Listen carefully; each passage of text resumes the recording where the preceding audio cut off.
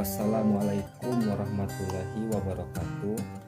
Nama saya Dedi Irawan. Saya mahasiswa di kampus Pancasakti Bekasi.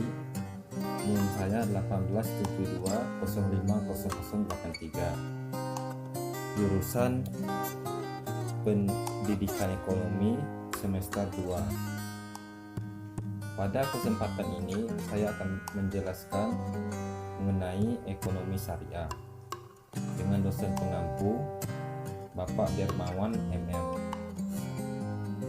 Baik, langsung saja kita pembahasannya. Ekonomi syariah adalah cabang ilmu pengetahuan sosial yang membahas tentang ekonomi dengan ajaran agama Islam, yaitu Al-Quran dan Sunnah Nabi Sallallahu Alaihi Wasallam. Jadi ekonomi syariah ini mengikuti ajaran Sunnah Nabi Muhammad Sallallahu Alaihi Wasallam dan sesuai dengan ketentuan aturan di Al-Quran dan hadisnya.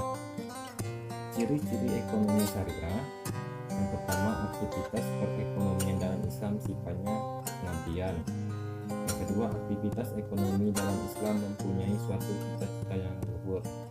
Yang ketiga, ekonomi syariah menjadikan keseimbangan antara kepentingan individu dan kepentingan masyarakat. Yang keempat, pengawasan yang sebenarnya dilaksanakan dan ditetapkan dalam aktivitas ekonomi Islam. Tujuan ekonomi syariah itu sendiri tidak berbeda dengan tujuan syariat Islam, yaitu untuk mencapai kebahagiaan dunia dan akhirat dengan tata kehidupan yang baik dan terhormat. Baik, selanjutnya saya akan menjelaskan sejarah singkat ekonomi syariah di zaman pada masa pemerintahan Nabi Muhammad SAW. Pada saat itu ekonomi syariah dikenal dengan sederhana, hanya berlandas pada wahyu dari Al-Quran dan ijtihad Nabi Muhammad SAW yang terdapat di dalam hadis. Awal mula kemunculan ekonomi syariah pada masa Nabi Muhammad SAW hijrah ke Madinah dan yang kondisinya pada saat itu masih rancu. Tidak adanya pemimpin yang berdaulat, hukum dan pemerintahan yang ada hanya kepala suku yang berkuasa di daerahnya masing-masing. Suku Aus dan Karat adalah suku-suku yang paling terkenal pada masa itu. Masa sering terjadi pertikaian antara kelompok, di mana kelompok terkaya dan terkuat adalah kelompok orang-orang Yahudi.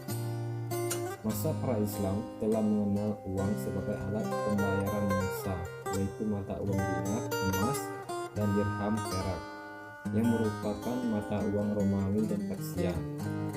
Nabi Muhammad SAW menjabat sebagai kepala negara.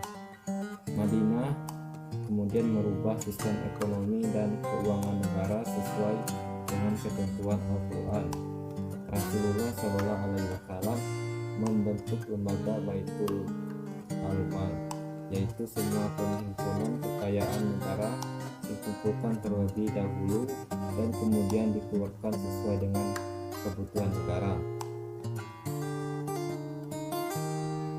Pemasukan negara berasal dari karas, zakat, jizyah, dan penerimaan lainnya seperti kafara dan harta waris orang yang tidak memiliki ahli waris. Setelah wafatnya Nabi Muhammad SAW, kepemimpinan beliau dilanjutkan oleh Khulafa al-Rasyidin yang pertama, yaitu Abu Bakar. Masa kepemimpinan Abu Bakar hanya berjalan sekitar 2 tahun lamanya. Banyak problematika yang terjadi seperti banyaknya kelompok yang murtad, nabi palsu, dan penolakan terhadap zakat. Pada masa kepemimpinan ini, Abu Bakar melanjutkan praktik ekonomi Islam yang sebelumnya dijalankan oleh Nabi Muhammad SAW dengan mengutamakan optimalisasi pembayaran zakat, sedangkan pada masa Umar bin Khattab praktiknya lebih menekankan pada karat dan atau pajak, pengelolaan lahan, dan manajemen Baitul Mal. Berbeda lagi pada masa Khalifah Utsman bin Affan, di mana beliau mengambil kebijakan agar tidak mengambil bayaran atau imbalan dari kantornya, tetapi justru melonggarkan beban pemerintahan seperti menyimpan dan menitipkan kasnya di bendahara negara. Sementara masa pemerintahan Khalifah Ali bin Abi Thalib berlandasan bahwa dalam hal pendistribusian rakyat harus mendapatkan haknya secara adil dan merata. Selanjutnya saya akan menjelaskan mudharabah, murabahah, dan musyarakah. Mudharabah adalah kerjasama usaha antara dua pihak dengan ketentuan bagi hasil atas keuntungan usaha dan bagi rugi jika ada kerugian usaha. Skema mudharabah merupakan pengganti akad pinjaman pada produk lembaga keuangan syariah. Contoh mudharabah dalam kehidupan sehari-hari adalah pola kerjasama usaha menggunakan sistem bagi hasil secara syariah. Lalu seperti apa mekanisme kerjasama yang berlangsung antara pengelola dengan pemilik modal? Pada akad mudharabah terjadi pemisahan tugas dan tanggung jawab, yaitu satu pihak bertanggung jawab menjalankan usaha agar mampu meraih keuntungan atau disebut mudharabah. Kemudian satu pihak lagi bertugas menggunakan keseluruhan modal untuk menjalankan usaha atau sayyidul mal. Ya, selanjutnya murabahah adalah transaksi jual beli barang dengan melepaskan harga perolehan dan margin keuntungan kepada pembeli. Hal yang membedakan transaksi murabahah dengan jual beli pada umumnya adalah harga perolehan dan margin keuntungan harus diketahui oleh pembeli. Keuntungan diperoleh atas kesepakatan antara penjual dan pembeli. Contohnya, Tuan Dani membeli laptop merek Asus kepada Tuan Wendy seharga 7.500.000. Dari harga tersebut, Tuan Wendy memberitahukan kepada Tuan Dani harga beli laptop adalah 7 juta dan keuntungannya 500.000. Selanjutnya musyarakah. Musyarakah adalah kerjasama antara dua pihak atau lebih dalam sebuah usaha untuk menggabungkan modal dan menjalankan usaha bersama dalam suatu kemitraan dengan pembagian keuntungan sesuai kesepakatan dan kerugian berdasarkan porsi kontribusi modal. Secara etimologis, musyarakah berarti penggabungan, pencampuran atau serikat. Contohnya, seorang peternak lele mampu menghasilkan 50 kg lele per harinya. Dia berencana menaikkan kapasitas produksinya hingga mencapai 100 kg per hari.